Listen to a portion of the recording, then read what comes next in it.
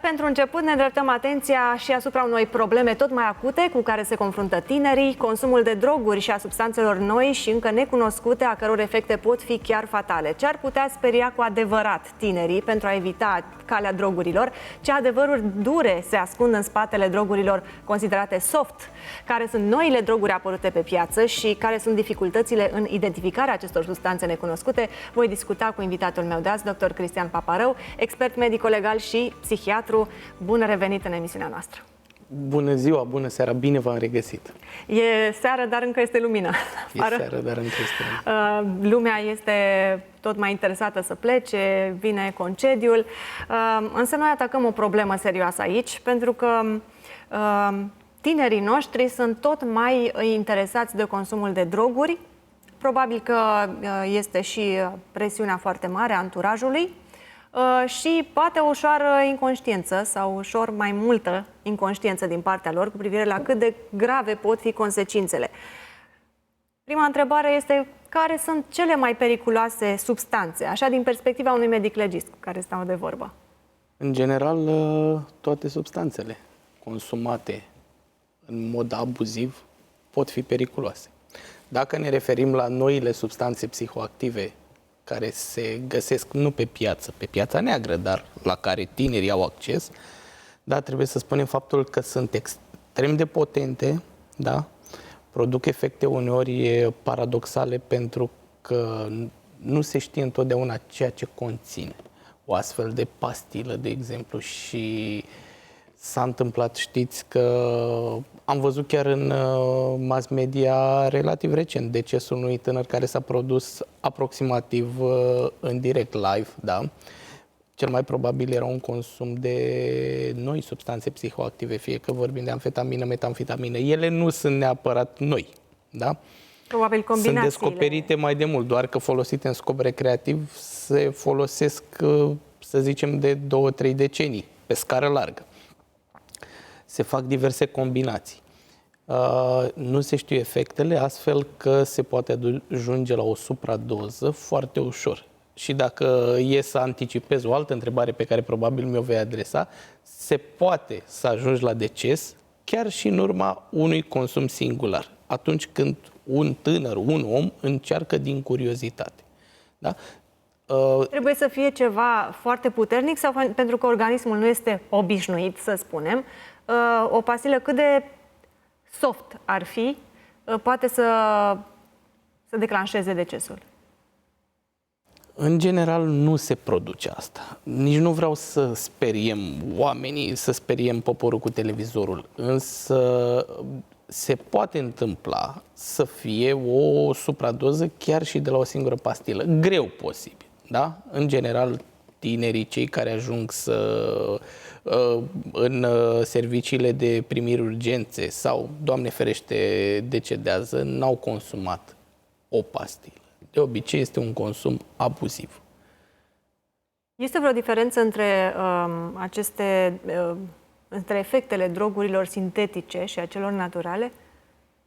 În primul rând, efectele drogurilor sintetice, cele care sunt acum mult prea răspândite pe piață, acestea sunt mult mai potente. Da? Ajung la un efect mult mai repede, sunt mult mai potente și implicit pot produce și decesul mult mai ușor decât substanțele care se găsesc mai de mult pe piață, cele consacrate. Asta nu înseamnă că celelalte sunt inofensive. Ce indicii găsiți în autopsie care confirmă consumul de substanțe toxice? Tocmai că așa din curiozitate. Autopsiile în astfel de cazuri de obicei sunt cam săraci în indicii.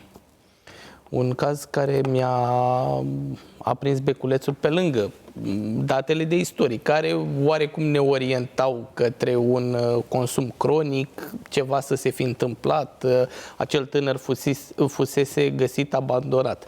Fac o paranteză în acoladă. De cele mai multe ori se consumă în grupuri, nu prea se consumă în mod singular. Ba, chiar există dealeri care facilitează consumul punând la dispoziție anumite încăperi, unde tinerii să vină să poată consuma fără a sta cu teamă că vor fi prinși. Și chiar și acest tânăr despre care vorbesc și pe care l-am autopsiat, consumase într-un cerc de prieteni atunci când el a început să se simtă rău. Și și-au dat seama că e nasoală treaba, l-au abandonat pe un câmp. Nu știu dacă l-au abandonat decedat sau cu puțin timp înainte de a deceda. Fapt care mi se pare că s-a repetat și în cazul acestui tânăr care a fost scos pe trotuar, eventual pentru a fi găsit de cineva și dus la spital. Nu cred că l-au abandonat pur și simplu. Dar mi se pare un pattern, mi se pare că așa se cam întâmplă de obicei. Când e nasoală treaba, ne debarasăm de prietenul nostru cu care am consumat. Și atunci sunt sărace aceste concluzii în urma autopsierii? Concluziile nu sunt sărace, am spus că indiciile macroscopice atunci când faci autopsia de cele mai multe ori sunt sărace. Maxim s-ar putea să găsești urme de substanțe. Ele sunt foarte colorate. Întâmplător sau nu, la acest tânăr am găsit mucozitatea de pe mucoasa gastrică. Avea un aspect verde deschis, un verde fosforescent, aș putea spune. Probabil că pastila aceea, pentru a fi mai atrăgătoare, conținea un colorant de această culoare. Da, ăsta a fost un indiciu. În general, examenul toxicologic este cel care ne ajută să ajungem la concluzia finală. În România au început să se achiziționeze din ce în ce mai multe astfel de aparate, ceea ce mă bucură. Personalul este din ce în ce mai bine pregătit și antrenat pentru astfel de cazuri și am putut să stabilesc niște concluzii ferme și chiar am găsit substanțele cu care acel tânăr fusese intoxicat, ceea ce m-a bucurat. Sunt curioasă dacă e să povestim despre cum acționează drogurile în interiorul organismului, ce strică în timp și poate fi irreversibil pentru o persoană. În primul rând vorbim despre sistemul nervos. Dacă e să începem așa, craniocaudal, cum ne învață la Facultatea de Medicină. Odată că are efect toxic direct pe celula nervoasă, multe din aceste substanțe, practic crescând, accelerându-i metabolismul, fac ca substanța nervoasă să moară. În locul ei nu mai apare alta. Da? Nu se mai reface nimic și apare practic un gol. De aceea e descris în formă plastică faptul că un creier care a fost supus unui consum abuziv de droguri, în special cele stimulante, amfetamină, metamfetamină, arată ca un șvaițăr, da? Ne imaginăm șvaițărul cu găurele în el. Nu e chiar așa, dar practic inclusiv acea sintagmă creier prăjit se potrivește, pentru că tu crești intensitatea stimulilor în acele celule nervoase care într-un final vor ceda. Și în locul acelei celule nu mai apare nimic. Da? Practic celula se prăjește și capătă acea formă de șvaițăr. Și în dreptul consumatorilor cronici mai mult, dar și a celor care, nu știu, consumă ocazional? Am vorbit despre sistemul nervos central, însă aceste droguri pot acționa la nivel cardiovascular. Sunt mulți cărora le stă inima, cum se zice în popor, da? Pentru că îi accelerezi pulsul. Mai ales dacă are o patologie cardiacă. E posibil ca acea inimă să stea. Da. Face un stop cardiorespirator. În fond, toată lumea moare prin stop cardiorespirator. Dar e posibil să facă un stop cardiorespirator iresuscitabil. Și atunci putem spune că inclusiv la nivel cardiovascular acționează. Da? Ieri am vorbit într-un podcast cu bunul meu prieten Bogdan Pascu, medicul endocrinolog pediatru, despre implicațiile pe care le au aceste substanțe în sistemul endocrin, mai ales în rândul adolescenților. Debutul acestor substanțe de obicei este pe acolo cu debutul pubertății, când oricum în organismul unui om se întâmplă niște schimbări hormonale fantastice. Dacă pe lângă acel echilibru fragil, da, mai venim și cu altceva în plus care dezechilibrează acea balanță hormonală, vă dați seama ce se întâmplă practic în organismul unui adolescent care începe să consume. Am urmărit acel podcast, felicitări, mi-a plăcut foarte mult. Mulțumim. Și dacă vrea cineva să-l urmărească, e foarte simplu, accesează pagina dumneavoastră Sau pe al lui Bogdan. de Instagram Și sau de Facebook. și de Facebook, Dr. Cristian Paparău. Dacă e să vorbim despre ce sunt NPS-urile, acele substanțe toxice necunoscute, cât e de greu să poți să le identifici, să poți să dai seama care sunt aceste combinații și că au fost folosite? Din fericire, odată cu modernizarea infrastructurii toxicologice din România, încep să fie din ce în ce mai rare substanțele pe care noi nu le mai găsim. În general, sunt substanțe like amfetamin, like metamfetamin, da? Ele seamănă cu nucleul, cu structura de bază din care provin. Orice producător dorește să scape, să erigeze legea și atunci mai adaugă ceva în plus unei structuri chimice pentru ca substanța respectivă să nu se mai numească așa, deși seamănă cu cea de bază, nu va mai fi aceeași. Astfel că el poate scăpa de rigoarea legii, întrucât pune pe piață o substanță care momentan nu se află pe lista substanțelor interzise. Dar ele, în fond, arată cam la fel cu cele din care provin. Mă întrebam cum putem să, impropriu spus, să speriem tinerii, ce să-i conștientizăm de pericolele consumului de droguri.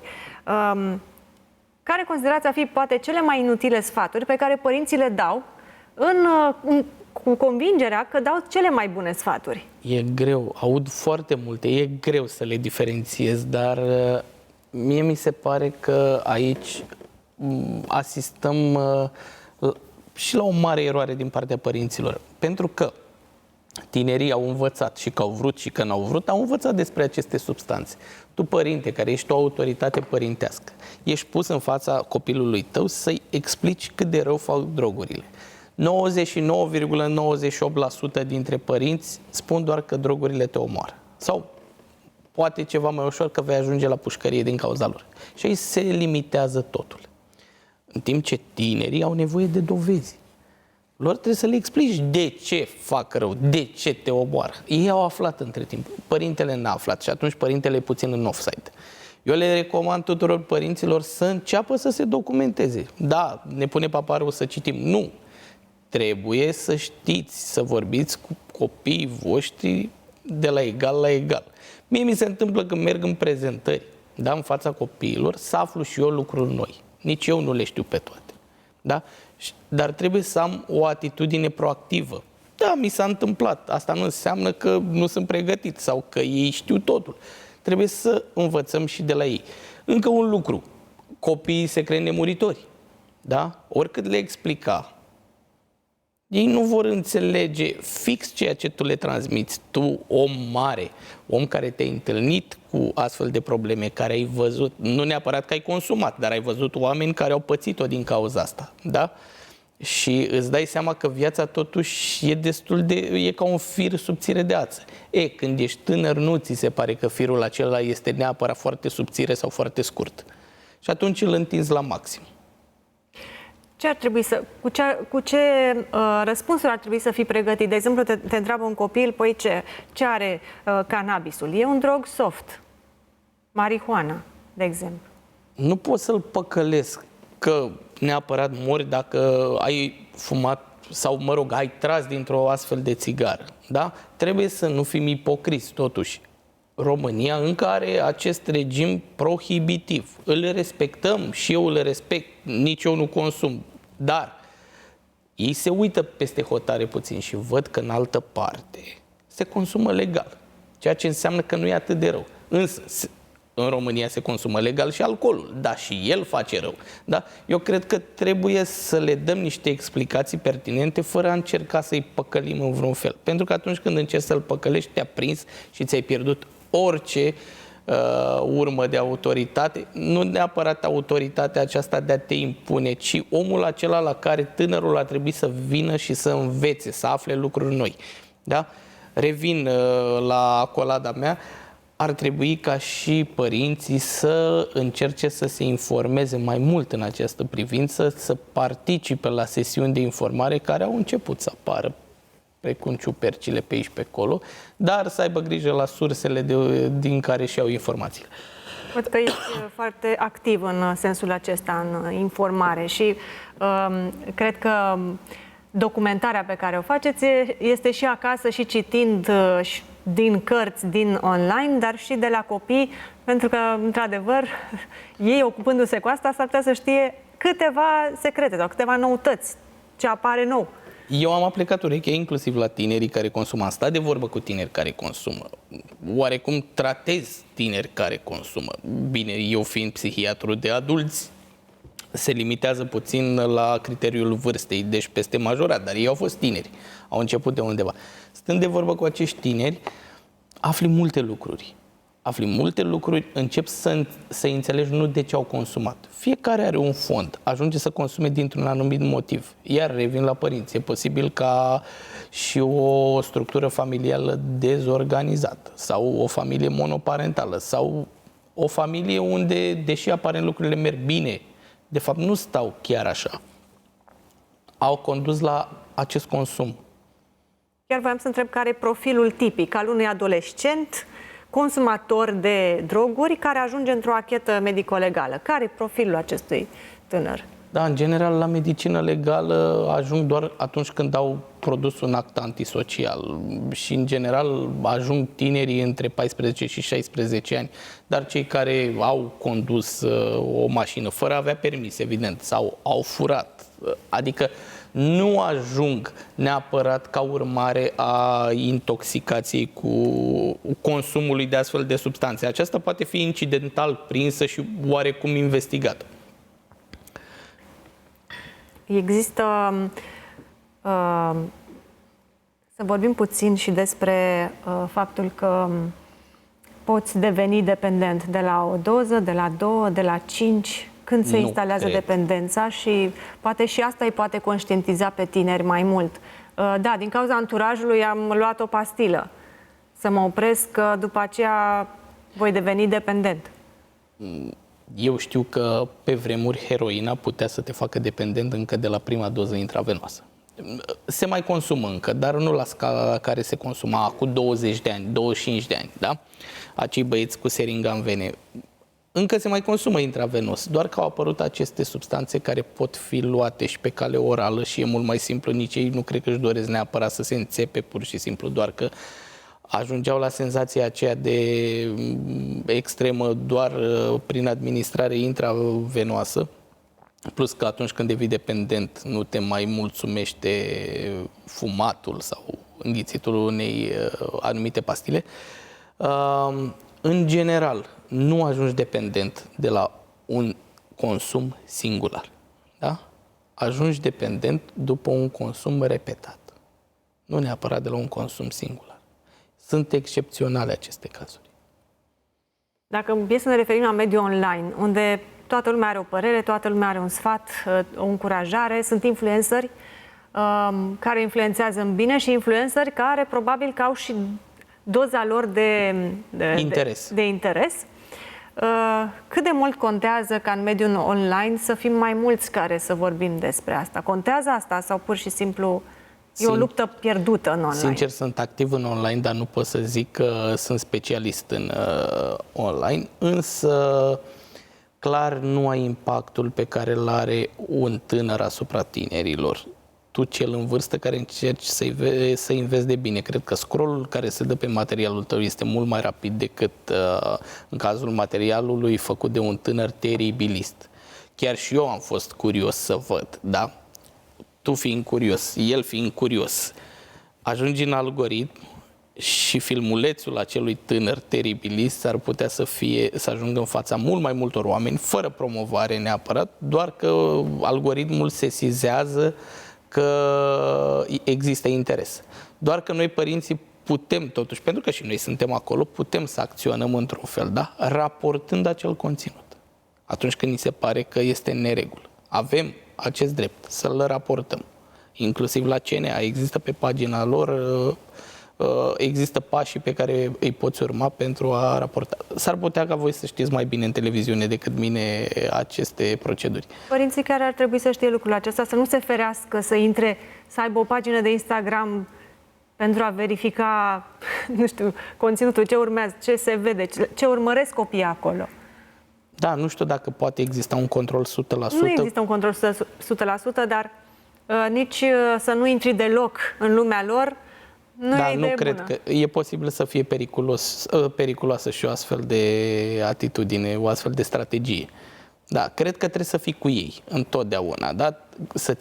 De la a-ți petrece timpul cu ei, de a avea o relație bună cu ei, da? De a-i asculta, pentru că ei poate încearcă să-ți spună la un moment dat, dar tu în tumultul vieții cotidiene s-ar putea să le ignori semnalele pe care ți le aduc. Poate nu-ți spun motamo cum aș spune eu unui adult. Băi, mi se pare că nu. Poate copilul tău îți dă într-o formă subliminală pentru că nu știe cum reacționezi tu, părinte, la o astfel de veste. Și poate încearcă într-un mod mai subtil să-ți atragă atenția. Și evident, oarecum, chiar dacă se simte vinovat, încercând să se disculpe. Poate nu-ți spune tot adevărul. Da? Adevărul spus pe jumătate e minciună? Nu știu, e o întrebare. Mulțumesc foarte mult. Nu vreau să tragem o concluzie sau să lăsăm discuția deschisă, pentru că va fi mult timp deschisă. Viitorul nu cred că sună prea bine în privința asta, nu? Nici nu vreau să speriem acum lumea, toată lumea sperie. Cea mai mare parte a tinerilor nu consumă. Da? Trebuie să înțelegem faptul că alcoolul și tutunul rămân pe primul loc. Alcool și tutun pe care îl consumă și adulții acasă, părinții lor. Da? Într-adevăr, au apărut aceste substanțe. Sunt semnale de alarmă, trebuie să fim atenți, dar nu trebuie să panicăm. Sfatul meu, trebuie să oferim informații corecte, să știm că există, că poți de la a te îmbolnăvi până la a deceda, da, dar în primul rând trebuie să vedem elefantul din cameră. Elefantul de cameră, din punctul meu de vedere, este relația părinte-copil. Dacă ea este sănătoasă, construită pe niște principii sănătoase, nu cred că se poate băga cineva foarte tare în această relație. Mulțumesc foarte mult! Apreciez drumul până aici și discuția din această seară și sper să ne mai revedem cu astfel de subiecte care îmi plac, pentru că ele trebuie discutate din când în când pentru conștientizare. Nu pentru panică, pentru conștientizare. Sigur. Într-adevăr, trebuie să ținem lumea atentă asupra acestei probleme, dar să nu exagerăm și noi mai mult decât este cazul. Mulțumesc mult, apreciez. Cu drag. O seară frumoasă. Doamnelor, cu noi a fost dr. Cristian Paparău, expert medico-legal și psihiatru.